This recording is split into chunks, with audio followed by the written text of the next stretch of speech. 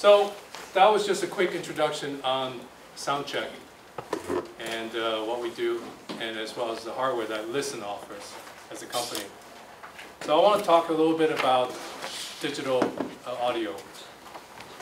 So what are digitally connected loudspeakers, microphones, headphones? Because there's actually more and more of these these days that are available on the market. The transducers inside these devices are still the same as before. They need a voltage input to convert that voltage into some sort of sound pressure. So acoustic pressure to voltage or vice versa. That has not changed. The transducers these days still need the voltage at the very end to convert to sound. What's different is now the speakers and the microphones and the headphones have electronics processing.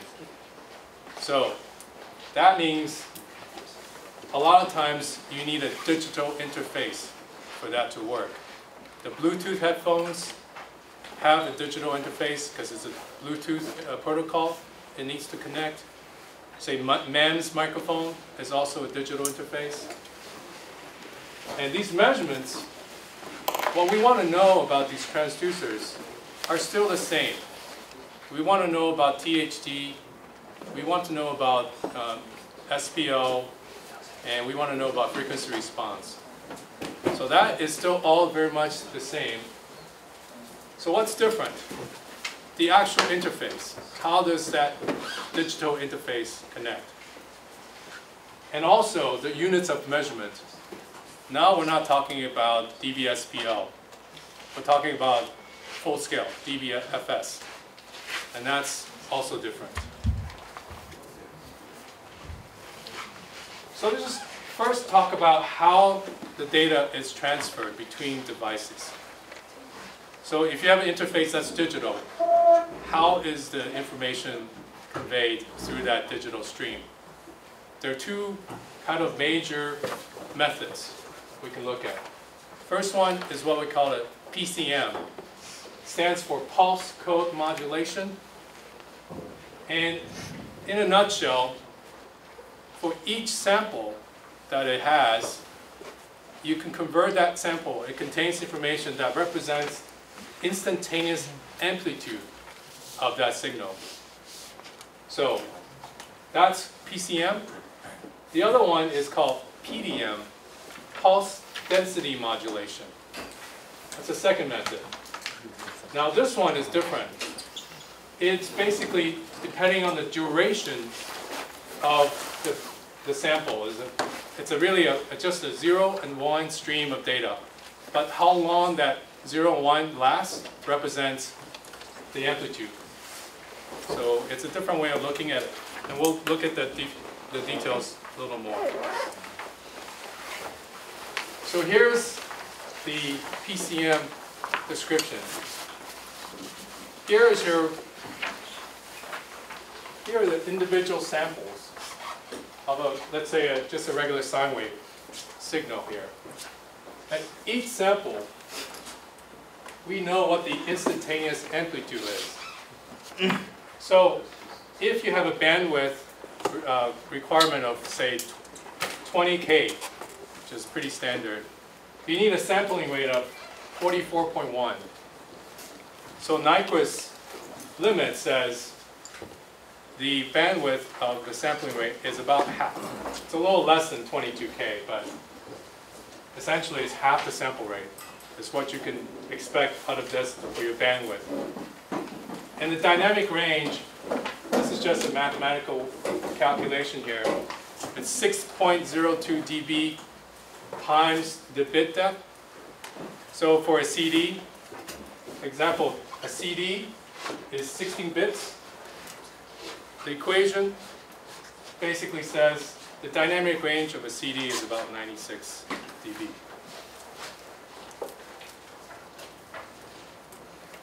Now, for the lower frequency signals, it's easy to see that the sample values are graphically shown this way.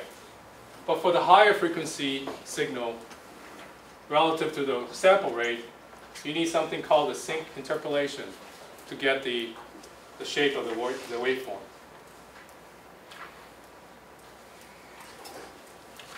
And the data is encoded in what they call tooth complement encoding.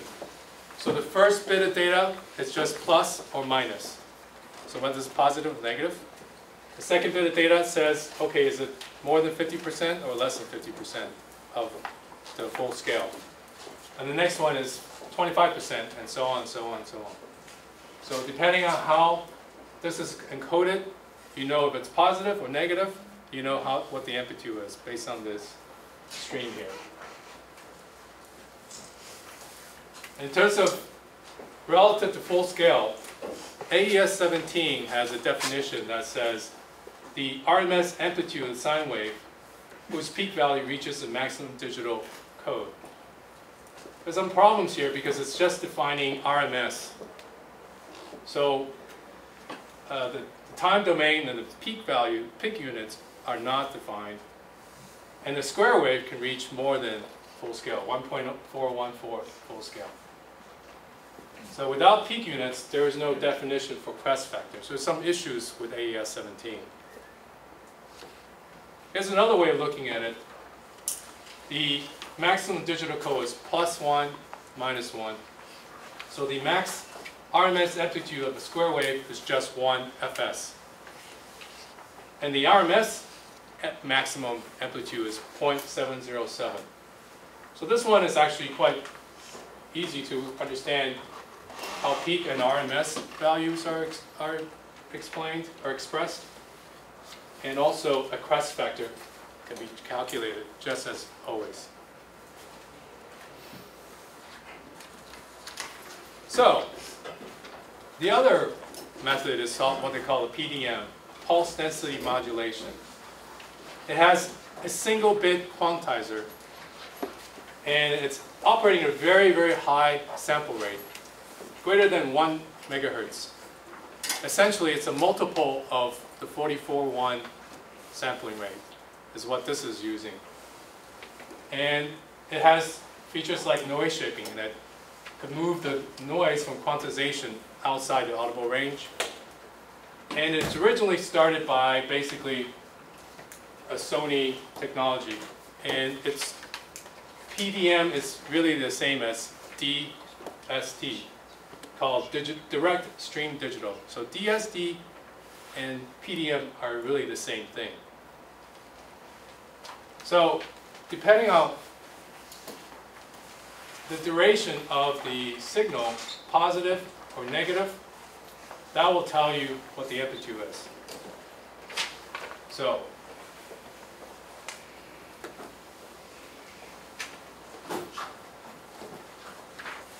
PCM uses a discrete code to represent the absolute amplitude of the signal. PDM uses positive and negative amplitude, but it's just 0 and 1. So you can't really see, you can see the difference. Here I can see very easily a sine wave, but here I have no idea what that means. Here's another one. Here's a signal. One is a 1 kilohertz tone at 94 dB SPL. The other one is just noise. So it's hard for us to see what's going on unless we have a converter.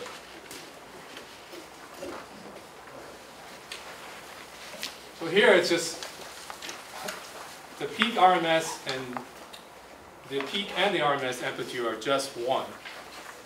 And it's only reference to DC. So full scale, depending on which method you use, is either 100% or 75%. And it's only to the DC reference. So basically, if you're talking about full scale or dBFS, there is no universal meaning. A lot of times our customers come in with questions that says, oh, you know, my measurement is off by 3 dB or 9 dB. Most of the time it's because their calibration is inconsistent or incorrect. And also things like in telecom industry, the full scale is actually referring to a voltage, not a digital measurement. So bottom line is, when you're working with digital devices and interfaces, you really got to be careful how you define full scale and which standard you're using. So some of the common, so now we talk about methods, how that data is transmitted. The next thing is the physical interface, the connection that you need. And there are different kinds that are used with speakers, microphones, headphones. SPDIF, I2S, PDM, Bluetooth, USB, different files, voice recorders. So all these things are ways to convert digital information related to audio. SPDIF is very common. It has a coaxial form, it has an XLR form. Also, you can use optical. A lot of TV soundbars use an optical connection between the TV and the speaker. So it's very common.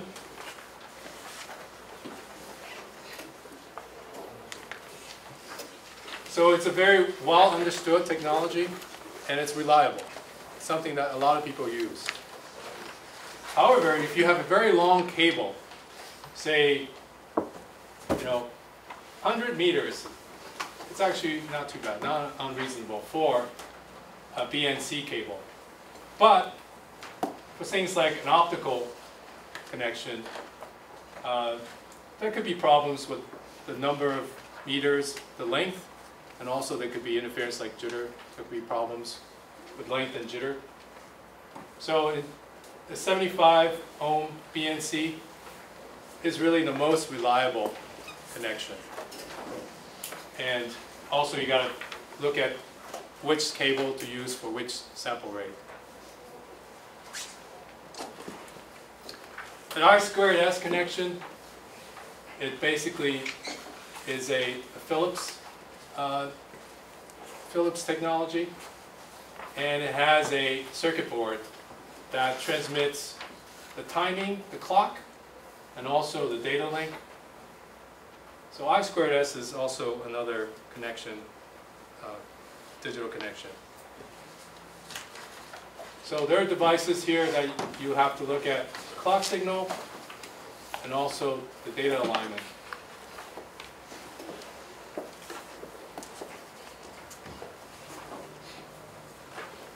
So it's a very non-standard, it's a complex. It's not so simple now. It's not just data, it also has a clock connection. So you can use an oscilloscope to look at problems, but you have to be careful how you set that up. And if the cable is very long, just a few centimeters for the I2S connection, usually it's a very small circuit board. It's very short distance for connection. But if it's more than just a few centimeters, that distance could be a problem for I2S connection. So now if we look at a PDM connection, it's just like I2S, similar to I2S. You have a clock. Here's your green is clock, and your voltage is red, and then there's your data is blue. So basically 3 connections.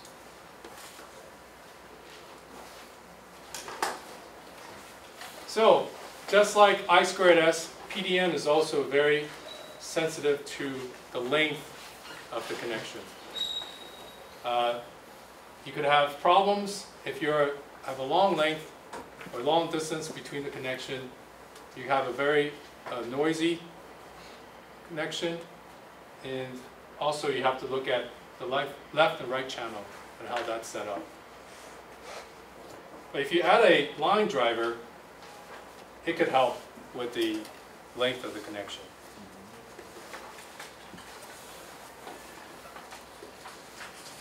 And here's the difference between 15 centimeters of distance and 90 centimeters of distance.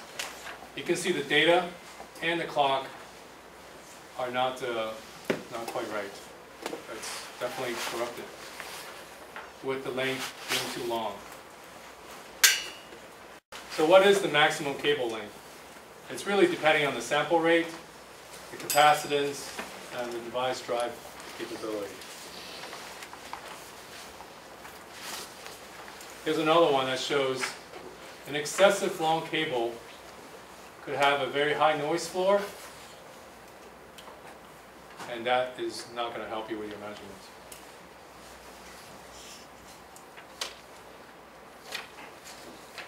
So we don't have the device here today, but we could look at how do you measure, say, a MEMS microphone.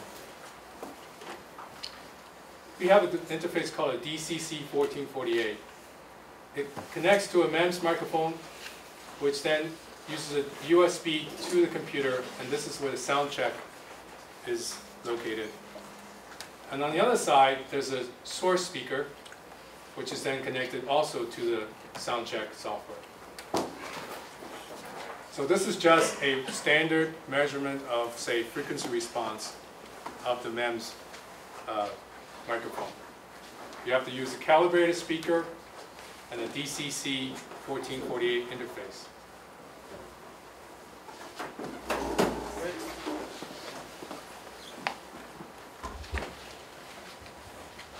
지금도 측정하는 것만 간단하게 하는 거는 조금 조언을 드리면요. 기본적으로 MEMS 마이크로폰 측정하는 것들은 그냥 일반 마이크로폰하고 똑같다고 보시면 되고요. 다른 거는 여기 PDM을 PCM으로 바꿔주는 마이크 프리앰프 저거만 우리는 내부적으로 별로 알 필요가 없기 때문에 마이크로폰을 측정하려면 이상적인 스피커가 있어야 되겠죠. 노이즈도 굉장히 작고 퍼펙트리 플랫한 특성을 가진 마이크로폰을 가지고 스피커를 가지고 마이크로폰을 측정하게 되어 있습니다. 그래서 지금 이건 같은 주파수 응답을 봐야 되기 때문에 굉장히 플랫한, 아니면 나중에 신호음 자체를 플랫하게 하든 간에 스피커 자체가 플랫하거나 아니면 신호음 자체를 스피커를 보상할 수 있는 정도의 플랫한 스피커를 사용해야 된다는 거죠. 다음, 넥스트. 질문 아니면 좀. 네. 스피커는 플랫하게 가정하는데 스피커에서 나오는 시그널이 리플렉션이 발생했을 때는 그러니까 그 조건을 어떤 식으로? 무향실에서는 아니고요. 네, 무향실인데도 어떤 주변 얼마나 큰 무향실이 필요하냐는 거죠. 리플렉션은 분명히 발생하거든요. 그거는 뭐 타임 윈도우로 제거를 시켜주던가요. 뭐 어쨌든 신호음 자체가 지금 주파수 응답을 봐야 되는데 반사음 때문에 컴필터링이 걸려서 바뀔 수가 있다고 하면 그거는 제거된다고 제거시키고 해야 된다. 어떤 형태로든 간에. 마이크로폰 입장에서는 지가 뭔지를 모르지는 받아들인 입장이기 그렇죠. 때문에 예, 그래서 신경을 많이 쓰셔야 되는데 만약에 완벽하지 않은 무향실이라고 하면 방법은 타임 윈도우를 써가지고 이 게이팅을 써서 잘라내는 수밖에 없습니다. 필터링 한다고. 예. 타임 윈도우 해가지고 윈도우 지금 So before we were just measuring the frequency response of the MEMS microphone, and there you need a calibrated speaker, source speaker. If you want to measure the frequency response in phase, so you can use what we call a microphone substitution. So you add a reference microphone here. That's an analog microphone. So it does not require, this speaker doesn't have to be a calibrated source speaker anymore. So it does have a little more connection to the interface. Still, the same connections are to sound check. And here, with the speed of connection, we can make sure that the clock is synced. It's not a problem with the different clocks. So now you can also measure sensitivity and FS per Pascal. 이거는 아까랑 똑같이 되는데 주파수 응답뿐만 아니고 위상까지 되는 거죠. 방법이 약간 다른 것들은 레퍼런스 마이크로폰을 사용하는 겁니다. 그래서 이제 DNK나 그라스 같은 우리가 알고 있는 특성을 알고 있는 마이크로폰을 사용해서 저거에 대한 상대적인 차이를 보는 겁니다. 차이를 보면 되기 때문에 스피커가 반드시 플랫한 필요는 없고요. 그래서 근데 제일 중요한 건 레퍼런스 마이크로폰이 레퍼런스가 아니고 저걸 우리가 정확하게 모른다고 하면 더 골치 아픈 일이 생기니까. 그러니까 우리가 정확하게 특성을 알고 있는 거기에 대한 상대적인 주파수 특성차, 상대적인 페이즈 차를 보면 됩니다. So because you're using microphone substitution, even if it's not ideal test environment, you can still get repeatable results.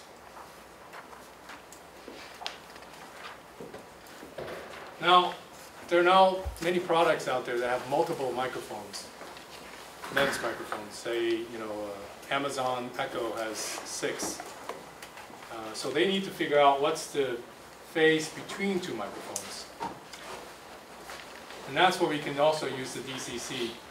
You can pair up two MEMS microphones to the same interface, and it will support it simultaneously. And then you just measure both microphones and subtract the phase from each other. And that's you can get relative phase between the two microphones. 이거는 이제 제목도 나와 있지만 페이지만 보는 거지 않습니까? 페이지가 중요한 이유는 요새 마이크로폰 어레이를 많이 쓰거든요. 아마존 에코도 그렇고 그거는 7개 정도 쓰고 폰 같은 경우는 3개 쓰지 않습니까? 거기에서 우리가 이제 위상 컨트롤해서 지향성을 조절한다든지 그런 일이 많기 때문에 제일 중요한 게 이제 페이지 정보죠. 이제 페이지를 어떻게 재느냐 하는 것들인데 이거는 이제 페이지만 볼 때 같은 경우는 줄 사이에 차이가 보이기 때문에 그 마이크로폰, 그 스피커도 플랫할 필요는 없고요. 어쨌든 그 차이만 보는 거기 때문에 이렇게 두 개를 해서 측정하는 거죠. 이거는 페이지만 되는 겁니다. 저거 마이크로폰을 거리나 이런 것들은 우리가 실제 쓰고자 하는 세트에 정도 거리를 맞춰놔야 되겠네요. 아니죠. 이제 이 마이크로폰 단품이기 때문에 같은 거리에 스피커를 없다 같은 거리에 놓고 거기에 대한 차이만 보면 됩니다. 근데 그러면 그 페이지는 그 특정한 거리에 의해 편집될 건데. 그러니까 스피커로 기준을 해서 어쨌든 마이크로폰 사이 거리는 실로 묶어가지고 똑같은 거리에 오게끔 해야 페이지를 볼 수 있어요. 나머지는 이제 실제로 폰에 장착을 하면 거기에 따른 이제 추가적인 딜레이는 이제 거기서 이제 넣어줘야 되는 거예요. 일단은 단품이기 때문에 단품 상태에서 측정을 합니다. 그러면 아까 앞전에 했던 거랑 차이가 뭐죠? 앞전에 레퍼런스 마이크폰이랑 그냥 똑같은 건데 이렇게도 될 수 있다는 거예요. 이건 오직 두 개 사이에 문제가 있느냐, 이 마이크로폰 두 개가 페이지가 똑같느냐 안 똑같느냐만 보는 겁니다. 아, 그 디퍼런스 두 개의 디퍼런스만 본다는 거죠? 그러니까 QC 라인에서 골라낼 때. 아, 예. 다음 페이지 나오지만 또 4개도 골라낼 수도 있는 거죠. 하나에 맞춰가지고 다 똑같아야 되는 건데 갔냐 안 갔냐 보는 거죠. Here, actually, you can measure 4 microphones. You do need 2 of these DC 1448 interfaces, but they can be synchronized together. Those 2 interfaces can be synchronized to the same clock. So you can measure the phase of all microphones relative to one of the microphones of reference. Just scaling. You can go more than 4 if you need to. So how do you measure distortion of a MEMS microphone with a Pdm output? You find a source speaker with low distortion, lower distortion than microphone. It could be hard, but that's one solution. Second one is to use 2 source speakers to measure intermodulation distortion. So you have one signal coming out at 60 Hertz, another one at 7K, 7,000 Hertz. And with 2 speakers, an intermodulation distortion could measure the microphone easily. And that's all done inside SoundCheck. 이거는 좀 실제로 이렇게 회사에서 이렇게 하시는지는 모르겠는데 저는 좀 특이한 방식이고 어제 스티브한테 물어보니까 이걸 많이 이렇게 사용하고 있다 그러더라고요. 다른 표준에서도. 그래서 어느 표준에서 이렇게 하는지는 모르겠는데 이런 방법은 있다고 합니다. 방법이 뭐냐고 하면요. 2가지 이유에서 이런 게 필요한데요. 하나는 그 마이크로폰보다 스피커가 더 디스토션이 낮은 게 사실은 좀 어렵죠. 재생하는 입장이나 수험하는 입장이기 때문에. 근데 아까 쉽게 그냥 더 좋은 거, 노이즈 잡고 더 플랫한 거 이렇게 찾으면 첫 번째 무책임한 방법도 있었지만 얘 같은 경우에는 스피커를 2개를 쓰는 겁니다. 근데 한 스피커는 서브풀을 써서 60Hz를 내주고 나머지는 이제 트위터 같은 스피커를 써서 이제 7kHz를 내주는 거예요. 그러니까 각각의 스피커는 원래 한 톤만 내주는 거죠. 각각의 스피커는. 그런데 이제 7kHz 톤 같은 경우는 픽스드 톤은 아니고 이 스윕을 합니다. 그러니까 이렇게 올라가고 60Hz는 계속 이제 픽스돼 있는 거고요. 그러니까 각각의 스피커 입장에서는 한 시그널만 내주겠죠. 한 시그널. 그래서 각각의 스피커는 당연히 이제 왜곡이 생긴다고 하면 생길 수 있는 게 뭐밖에 없냐고 하면 하모닉스밖에 없겠죠. 각각의 스피커 입장에서 한 시간에 하나씩만 해주기 때문에. 그런데 이제 이게 두 개가 이제 동시에 어쨌든 마이크로폰에 들어가게 되고요.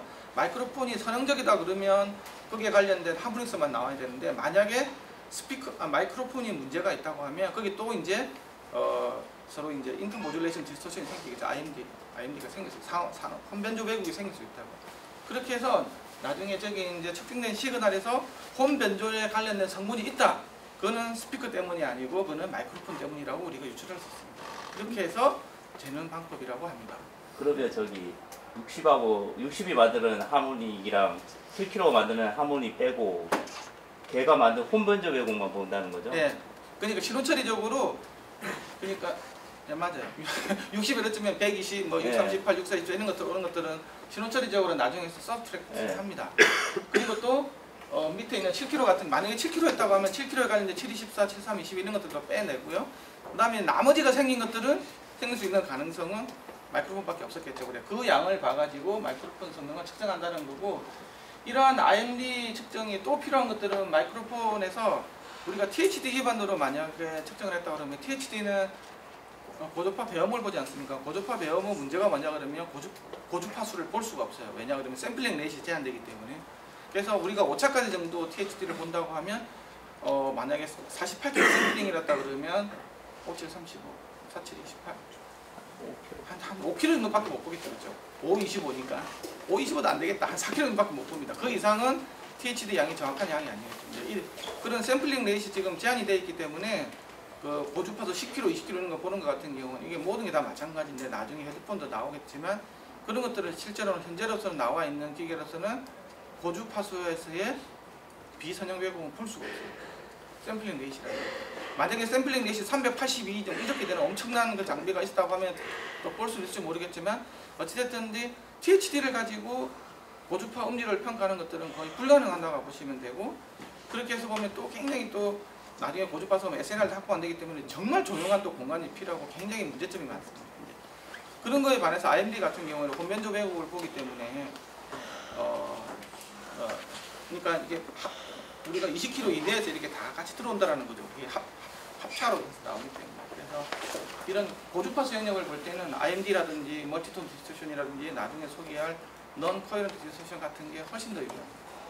THD는 저주파수 현상을 볼 때만 쓴다고 보시면 됩니다. 근데 저 파워는 4대1로 하나요? 1대1로 하나요? 4대1. 4대1. 그게 이제 뭐 그거는 뭐 크게 중요하지 않을 것 같은데 어쨌든 국제 표준의 파워는 저주파수가 4배 더 크게 이렇게 돼 있기 때문에 6dB 더 크게 하고 And also the advantage of using intermodulation distortion is you can measure distortion all the way up to the band limit. If you have a 44.1 sample rate, you can go to 20K.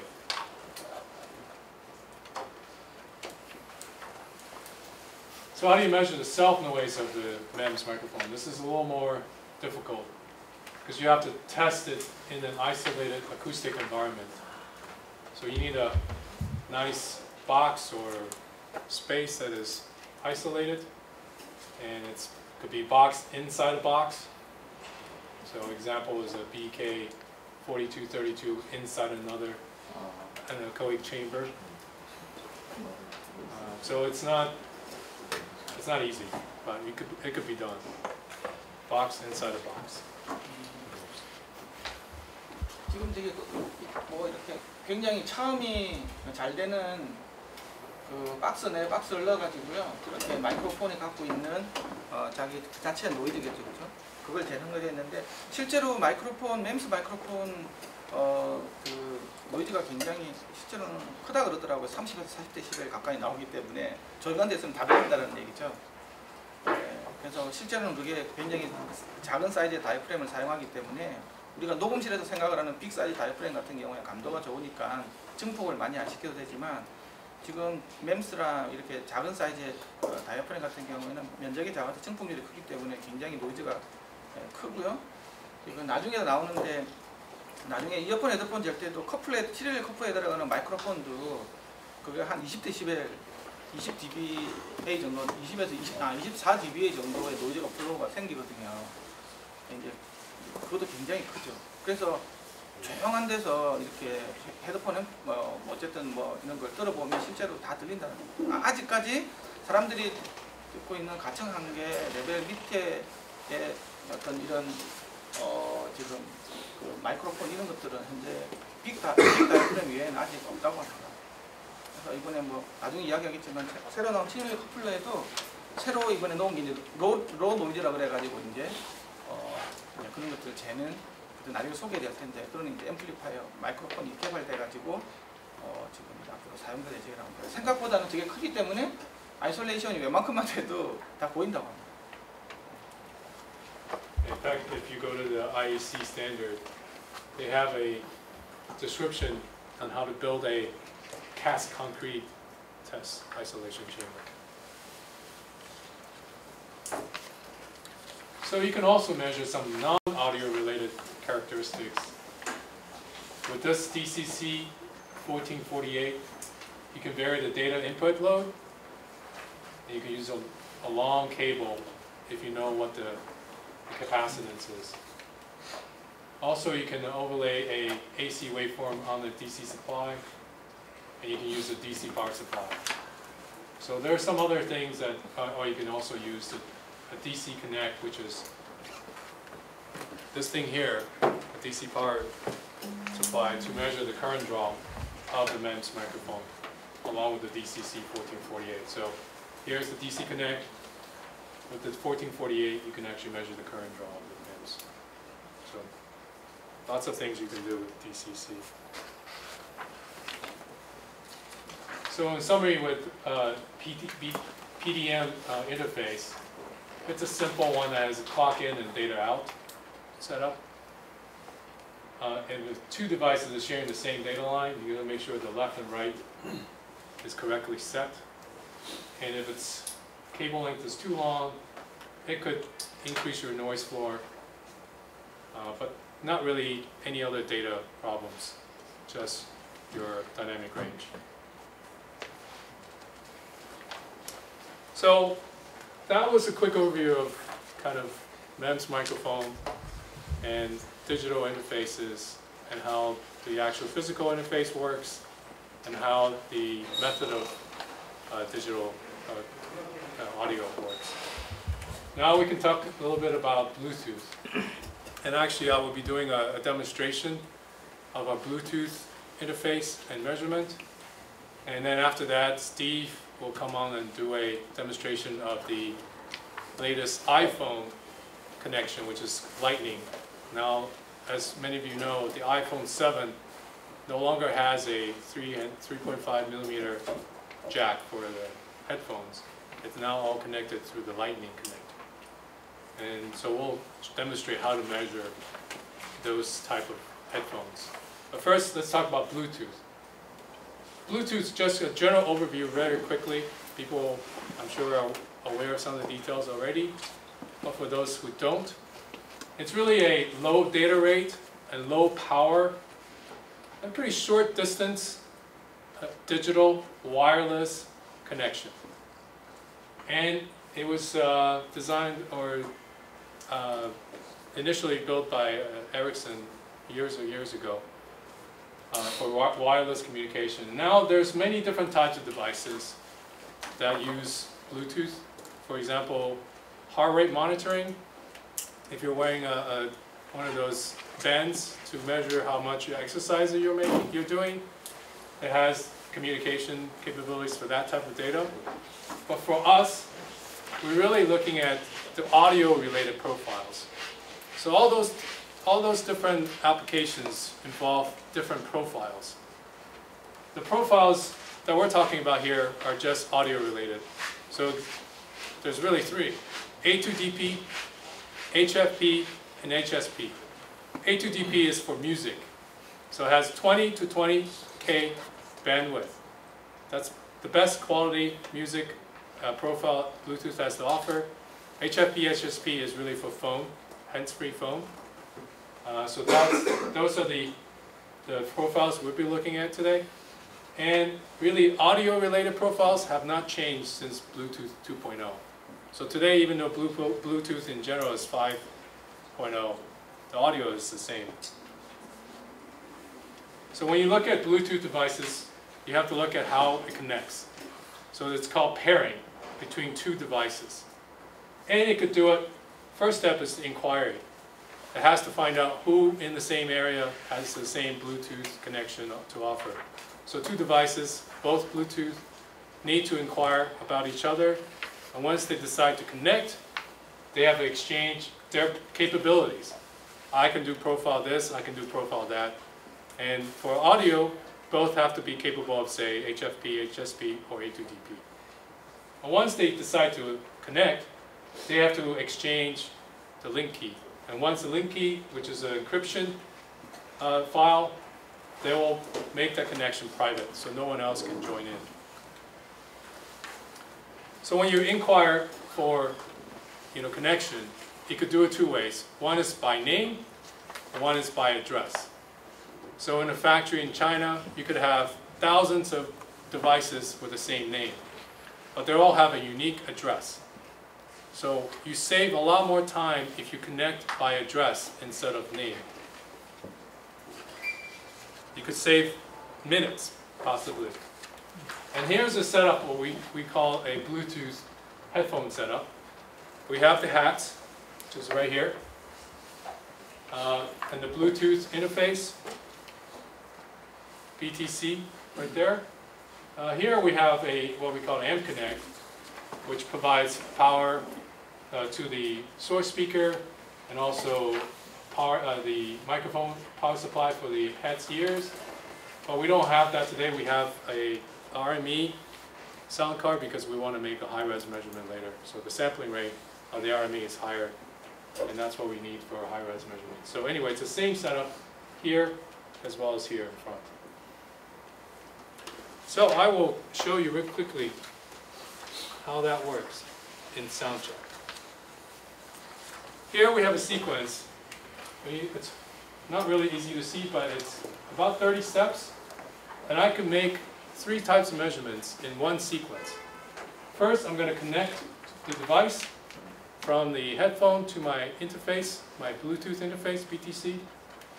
And I'm going to run a sweep in A2DP mode. After I do that, I will go to switch profile to HFP. And I will also do another sweep on the speaker or the drivers with the HFP mode. And then last thing, I will switch to testing the microphone. So I'm going from source to sync, and I'm also changing the testing of, say, this driver to the microphone inside the same device under test. And I don't have to change any dongles. I don't have to go to Windows to make sure it's connected. All the connections are made inside the BTC. And the BTC shows up in Windows as an audio device, not a Bluetooth device. So that gives you full control on what you're doing with the Bluetooth profile. So let's see if it runs.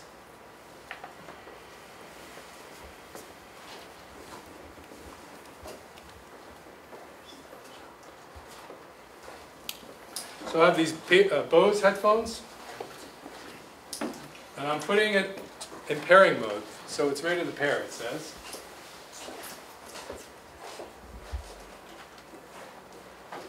And now it's saying, okay, you could do an inquiry, or I can do it through the address. And I just happen to know what my Bluetooth address is. I just print it out in a barcode, and I can scan it.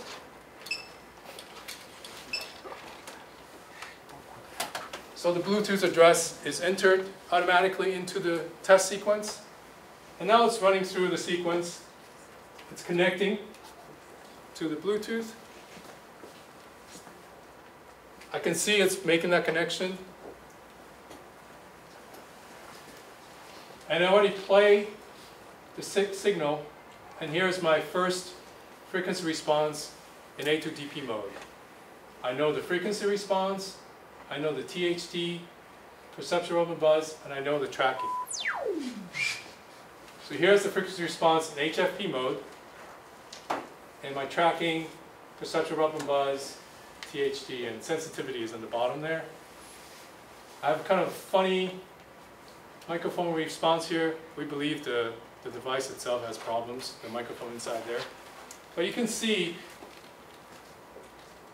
in the same test sequence, I have results from the A2TP profile, HFP profile for the driver, and the microphone.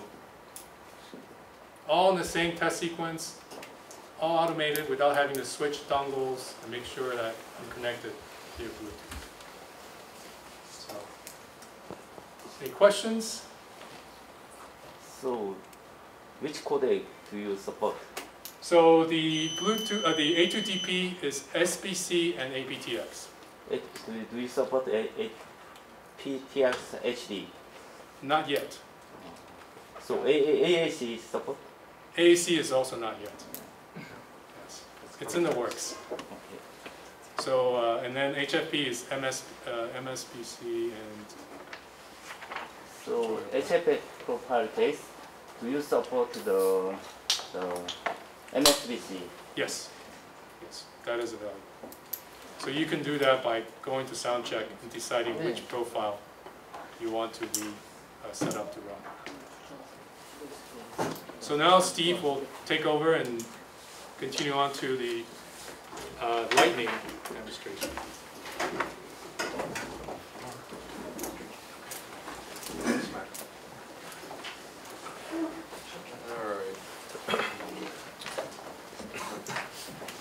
Okay, so 10 minutes later, coffee break. okay, I'll go fast. Okay, so as you probably are aware, more and more devices are digital in, analog out, or analog in, digital out. And to make things even more complicated, they typically don't have the ability to simultaneously play and record an analog signal and a digital signal in and out. So if you look at my phone, for example, there's no way I can hook up an analog or a digital input to this phone and measure the speaker or the headphones at the same time. So we refer this as playback only, and generally call this open loop test. So closed loop test would be where I can play and record at the same time. Open loop is I can either only play back or only record. So what we have to do is figure out how are we going to load the test signal into the device or read the recording from the device and still make measurements. So the latest craze now, thanks to Apple, I guess, is Lightning Headphones, right? So no analog jack. Essentially, let's think of it as a digital jack. Turns out it is still analog, but minor detail. So the way this works, and I'll just show you the sequence and sound check in a moment.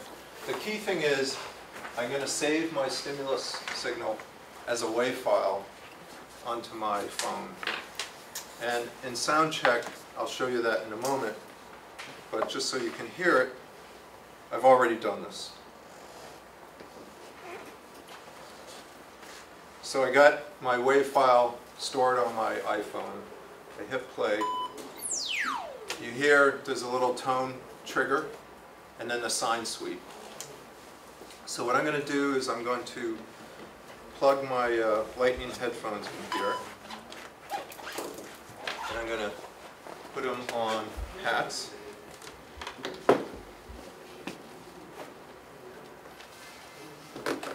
Put my glasses on so I can actually read left and right. I think there should be a standard for marking left and right on headphones, but anyhow. So here's left.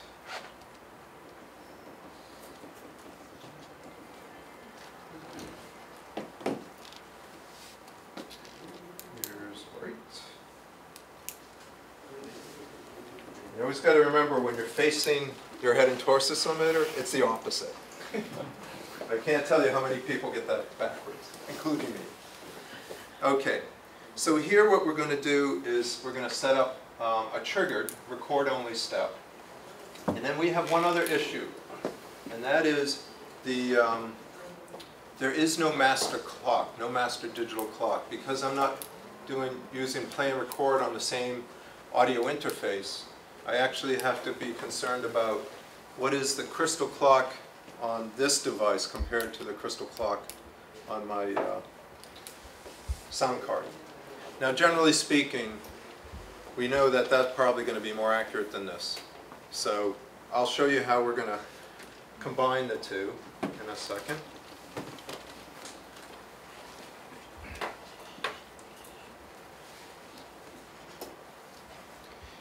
And as I mentioned, we can go in either direction. If we want to do record only, it's a little different. Instead of playing out of the iPhone into the Lightning, we would just do the opposite. We would still, like Mac did, we would play sound out of a calibrated loudspeaker, for example, the mouth, and then we would store the recorded WAV file on the iPhone, and Soundcheck would just automatically load that WAV file and do the comparison. So this is the problem with, if we don't have the same crystal clocks, we don't have a master digital clock, we need to essentially resynchronize or resample. In other words, a slight difference in sampling rate is going to cause a frequency shift. And that frequency shift can mess up our measurements, especially at high frequencies where the wavelengths are very small. So the phase response will be wrong because I now have slightly two different sampling rates. So what our frequency shift algorithm does is it actually compares the output to the input signal and matches, typically, you can go either way, but typically we match the, in this case, the recording to the stimulus. And once we've done that, now we have exactly a input and output at the same sampling rate. So let me just show you how that's done. I'll come back to this in a second. You're going to explain? Okay. I'm going to this evening. 블루투스 측정하는 뭐 다른 회사들도 많이 있는데 좀 특징이라고 이야기하면 리샘플링하고 프리퀀시 시프트가 두 개 있었거든요. 혹시 그 두 개 차이점은 아시는지요? 뭐가 프리퀀시 리샘플링이고 뭐가 프리퀀시 시프트라는 거. 제가 하도 궁금해가지고 물어봤는데 결론은 똑같은 겁니다, 두 개가. 똑같은 건데 리샘플링이라는 과정은 44.1이 48로 바뀐다든지 크게 바뀌는 거 있잖아요. 그런 것들을 이제 맞추려는 거예요. 그 다음에 이제 프리퀀시 시프트 같은 경우에는 이제 클럭이 정확하지 않아가지고 44.1로 클럭이 내주는 애가 있냐 그러면 44.0으로 내주는 애도 있겠죠. 44.1도 내주는 애가 있을 거고. 이렇게 미세하게 바뀌는 클럭이 고주파수에서 위상차를 많이 가져주거든요. 그런 것들을 맞추는 겁니다. 그러니까 크게 바뀌면 리샘플링, 세세하게 클럭에서 바뀌는 있는 것들은, 그러니까 일종의 보면 설정이 잘못돼서 바뀌는 것들은 리샘플링이라는 과정에서 맞추는 거고, 안에 들어있는 클럭이 이제 일정하지 않아서 바뀌는 걸 갖다가 프리퀀시 시프트라고 표현합니다. 똑같은 거예요. 오케이? Okay. So here is my stimulus. I can just show you quickly how I made that. So one of the problems we're going to have is the background noise in the measurement could possibly trigger a recording. I'll show a graph of that in a moment. So this is a little bit complex, but I have what we call a trigger tone at 1 kilohertz. And then I have my sine sweep here, and I really don't need this, but the person who put this together also put a tone at the end, just to clearly indicate that we caught the entire beginning and end of the signal. And then what I do, so that was the signal you've heard me play from my phone, is I essentially just save this as a WAV file. And I can tell, typically, we're going to set it relative to full scale. So we maximize the dynamic range. Now, because this is a digital measurement, we've got to be careful of units. And that basically, our units, we're going to measure dBSPL with the head and torso simulator, but actually our output units are so many bits, full scale, relative to full scale. So the next thing I want to do is just talk about how to trigger. And that is, if I'm in a noisy environment such as a factory, and my analyzer is waiting to trigger on a signal, we want to make sure that there's some way to tell the analyzer when it's a real signal as opposed to the stimulus as opposed to background noise. So we have to come up and find what's a reasonable trigger level. And if this is very typical in a factory, or even any room for that matter, even in this room, it's just a question of degree. We're going to have background noise. And we want to make sure that our trigger level is above the background noise. Otherwise, it's just going to be guessing, because when I hit play, SoundCheck doesn't know I'm hitting play on my iPhone. There are some ways to do that, but that's proprietary to Apple and other customers. So what I'm going to do is set up my trigger now.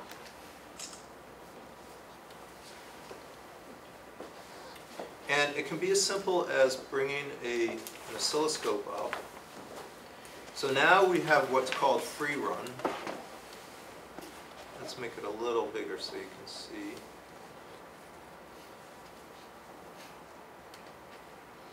And what we're going to do is trigger off the simulator. So if I change this to trigger now, and let's put it like a trigger level of 1 Pascal. You have to actually figure out what it should be. Maybe I need to be even higher. There's a fair amount of background noise in here. Oh, that's why. There we go. That's better. Oh, I'm on dB. That makes more sense. My mistake.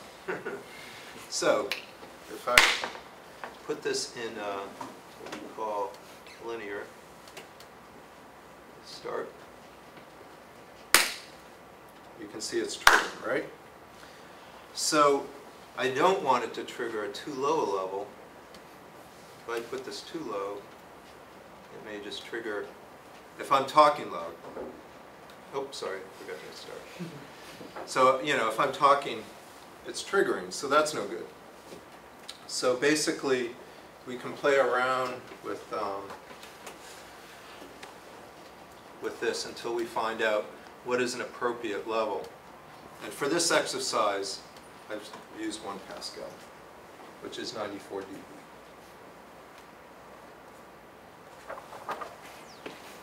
So, nice. So now the question is, we want to automate this in SoundCheck. So we just take the same settings and we bring them into what's called the acquisition step. And now I just say, okay, I'm going to trigger off the left ear. I could do the right ear at 1 Pascal, 94 dB. And I have what's called a timeout in case I forget to push start. I don't want to wait there forever. And I have a little bit of a trigger offset so that I can capture the beginning as well. So if you're used to using oscilloscopes, this is nothing new. So let's try this. So I'm going to hit start. It's waiting. I'm going to hit play. And hopefully we'll see Put this in.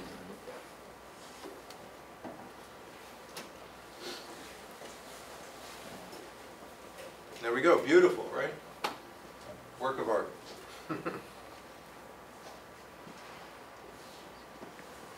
And we can see that red is not a good color for this projector. Let's make this green. A different color. So here we have the left and the right channel. And I'll talk about this a little later. And we can see I actually did not get a very good seal on the left channel.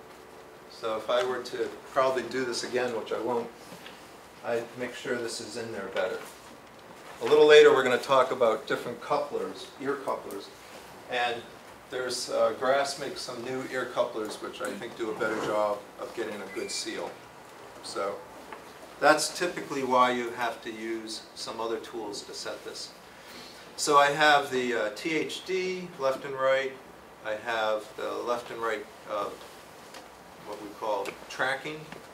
So if I had perfectly, how do I want to say, matched headphones, earphones, I should see 0 dB exactly, a line straight across. That would be perfect. I knew I'd have good stereo imaging. And then down here, we've also just determined some sort of sensitivity. And right now, it doesn't really know what level I'm playing out of the iPhone. So we've decided just to present the sound pressure level. If we knew exactly, you know, how many dB relative to full scale, then we could calibrate this in terms of a sensitivity for dBFS. But we don't know that because I'm adjusting the volume. All right, any questions? Or any answers? Previous page. Number 47? The slide? Yeah. Okay. 이제 이 질문으로 끝나고 이제 쉬었다가 이제 하이라이트로 들어갈 거예요. 아까 이게 이제 두 가지 이야기가 나왔는데요. 이게 이제 오픈 루프 테스트 같은 경우에는 지가 쏴주고 지가 받는 게 아니기 때문에 서로 약속된 시그널을 쏴주고 받아야 되잖아요. 그래서 이제 1kHz 톤이 딱 나오면 얘는 이제 아는 거죠. 아, 이거 끝나고 나면 이제 시그널이 들어오겠구나 이렇게 생각을 해서 그 뒤부터 내가 받아들이는 이제 들어와라 내가 분석해 줄게 이런 모드로 들어가는 거예요. 그 약속된 시그널이 이제 트리거 시그널이라고 하고요. 그렇게 해서 그런데 이제 그 트리거 시그널이 제일 중요한 거는 노이즈 레벨보다는 더 커야 되겠죠. 이게 이제 우리가 이제 그 R&D 스테이지 뭐 이런 데서 할 때는 연구실에서 할 때 뭐 조용하니까 웬만큼 맞추면 다 되지만 이제 프로덕션 라인에서는 이제 굉장히 잘못하지 않으면 뭐 이상한 데이터가 나올 가능성이 이제 되게 많다라는 거. 그래서 항상 노이즈 플로우 저기 보면 저주파수가 굉장히 크고 고주파수로 이렇게 줄어드는 거 보라색 라인 있잖아요. 저거보다 항상 크게 트리거 시그널을 만들어야 되는 게 중요하다는 게 한 개가 있고요. 두 번째는 얘가 보면 삑 해주고 1kHz 톤을 내준 다음에 그 다음에 고주파부터 저주파로 내려오잖아요. 그 이유 계속 혹시 아시는 아까 이야기를 했는데 아십니까? 왜 그러냐 그러면 저기 노이즈 플로우를 잘 보면 고주파수로 갈수록 노이즈 플로우가 줄어들죠. 그래서 고주파수로 갈수록 신호대 작업이 훨씬 좋은 거죠. 더 찾기가 쉽다고. 그래서 처음에 찾을 때부터 고주파부터 저주파수로 가다야 분석할 때 조금 더 얘가 좀 더 정확하게 분석할 수 있어서 고주파부터 저주파수로 이렇게 나가는 거예요. 특히 이제 뭐 그 자기가 연구실일 때는 뭐 저주파에서 고주파로 가든 크게 상관은 없지만 이제 프로덕션 라인 테스트 같은 경우는 고주파부터 저주파로 가주는 게 좀 더 이렇게 트리거 시그널 사가지고 분석할 때 좀 더 유리하다는 거죠. 잃어버릴 확률이 높다는 거죠. Thank you. So again, this is just my setup, which I think is already obvious. I've done that. So one last thing, and then we'll take a break. If I bring this back up. And look at the memory list.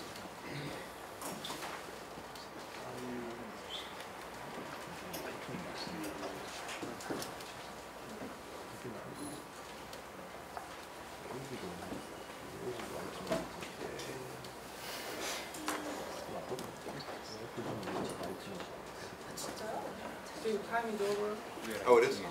Okay. So I just wanted to show you real quickly that the sampling rate was slightly off. Okay, it wasn't 44.1000. It's 44.101.